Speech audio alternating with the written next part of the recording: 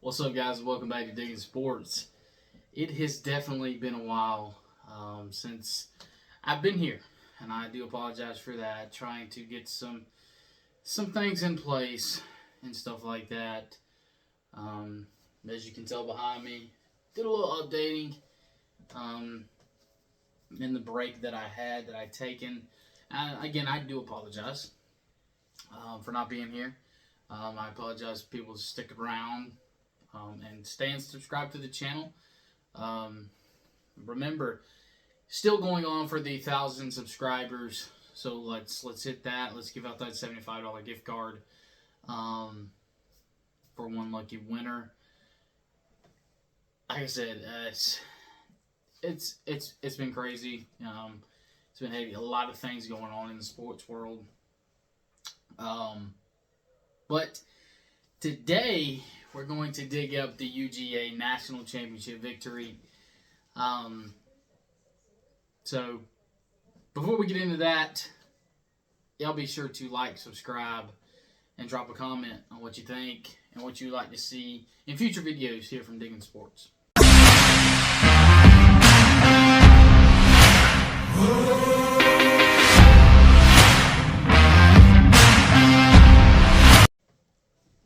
Okay, so for UGA in the national championship, I'm gonna go ahead and eat crow. I'm gonna go ahead and do that. I'm gonna be a man, and I'm going to say that I was definitely wrong. I was wrong about Georgia. I took TCU to win, and I was plain out wrong for picking TCU. Uh, I will try and back that as much as I can, but I was just wrong. I kind of looked at TCU beating Michigan, Georgia struggling with Ohio State, won on a game-winning missed field goal. Michigan and Ohio State played. Michigan went to their place and destroyed them. I think you kind of see where I'm coming from, but nonetheless, I was wrong. And I will eat crow for that. Another thing I will eat crow for is Stetson Bennett. A very, very experienced quarterback for Georgia. Been in the system a long time. And then learning up under, Todd Monken's system and his offense. And it worked out. You couldn't, as a Georgia fan, you couldn't have hoped for any better. It was amazing, especially in that national championship. Went back to back. So congrats to Stetson Bennett with a lot of knowledge. Around the game, been in and out of the program, and then be able to come back, take the starting job, and lead to Georgia to back-to-back national championships. Been a long drought, and he was a deliver back and back. So, give credit to Stetson Bennett and that Georgia offense. Only other thing, we're going to look at the defense. Shaky against Ohio State, but back that up against TCU, 65-7. We just talked about the offense setting up 65 points in that game, and the defense holding them to 7. An offense that was not terrible by any means. Hung, what was it, 50 against Michigan, and Michigan, was as for me, and I know other people out there, Michigan had a good defense, and they exploited that defense with their offense. But Georgia, coming back to Georgia, they were just able to just dominate on defense. They didn't let them get anything rolling. One busted play that eventually led to 7 points for TCU, but it was busted, made a man miss, and then they capitalize and get 7 points. That's all they had all game. All game. So just completely dominant on both sides of the ball. Offensively, 65 points, and defensively of 7 with a 65-7 victory for Georgia. Just completely dominant. They dominated the game. So now here's the question: is what's next for Georgia? I know a lot of speculation is already started. The three-peat. Does the three-peat happen?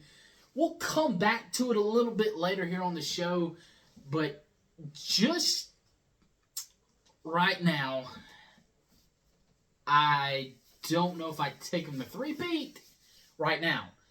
Knowing what I know, quarterback situation, kind of, a coin flip at this point.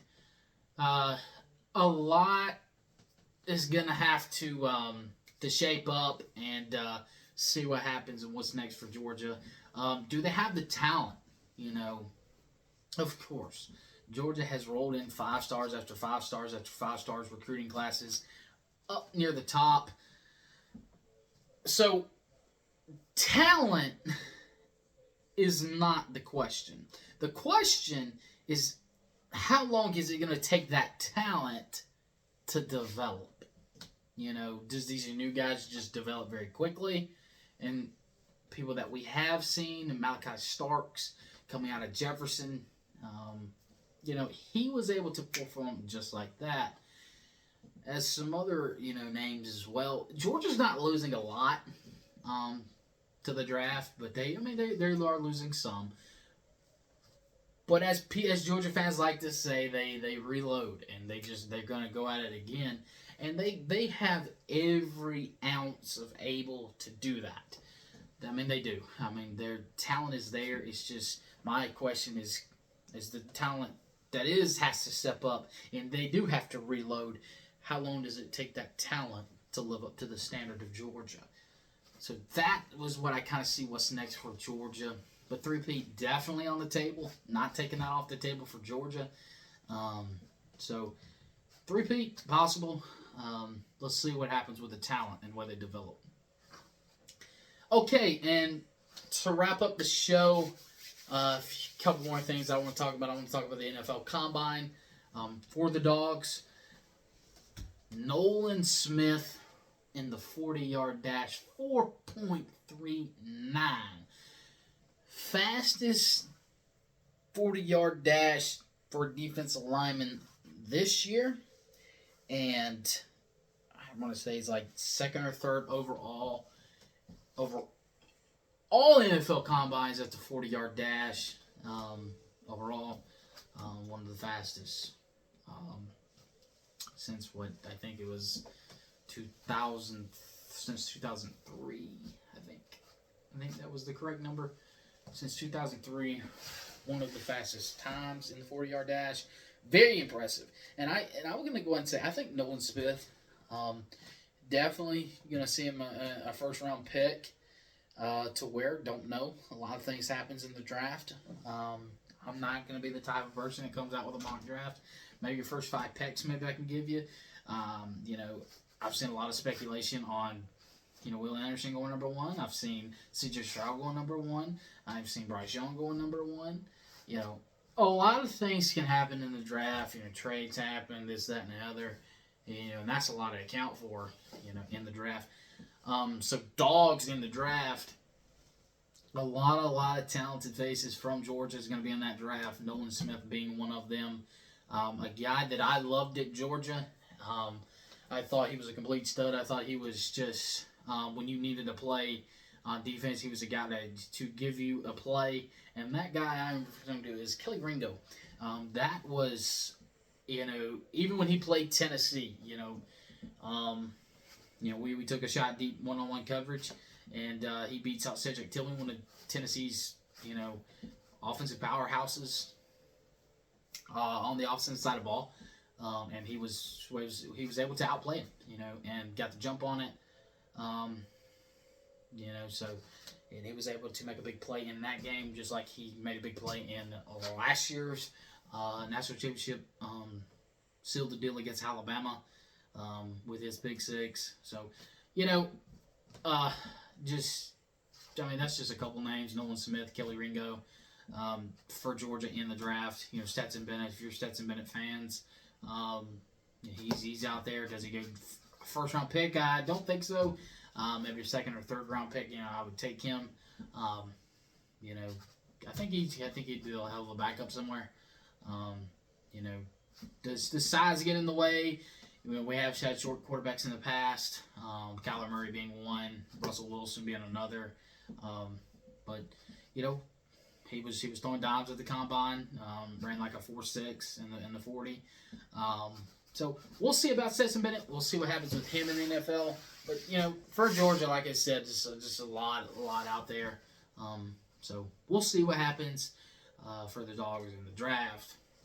But nonetheless, coming back to the overall point of this video was about the national championship victory, and I will say again, I do apologize for not taking Georgia. All congratulations to the Georgia Bulldogs on back-to-back national championships. We shall see in a few short months. Does Georgia three-peat? But nonetheless, congratulations to Georgia and back-to-back national championships, 65-7 over TCU. I know you guys are waiting on this video to hear this from me, hear this from a Tennessee fan, and how much it stings and tastes like vinegar to come out of my mouth. But I do give credit where credit is due, and Georgia is very, very deserving of this credit. So congratulations to Georgia again, and be sure to tune in to the next video on here on Digging Sports. But as always, keep digging.